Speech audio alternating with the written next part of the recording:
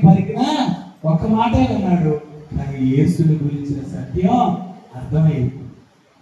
యోధ 12 మంది శిష్యుల్లో 11 మంది గలలీయుడే, ఒక్కడే గలలీయుడు కాదు, అతడు యోధ. అర్థమైందా? ఈ దొంగ సామాన్యమైన దొంగ కాదు, ఇతను బందిపోటు దొంగ. మామూలు దొంగకి బందిపోటు దొంగకి తేడా ఏంటి? మామూలు దొంగ వచ్చిన పని దొంగతనం, వస్తువులే దొంగతనం చేస్తాడు.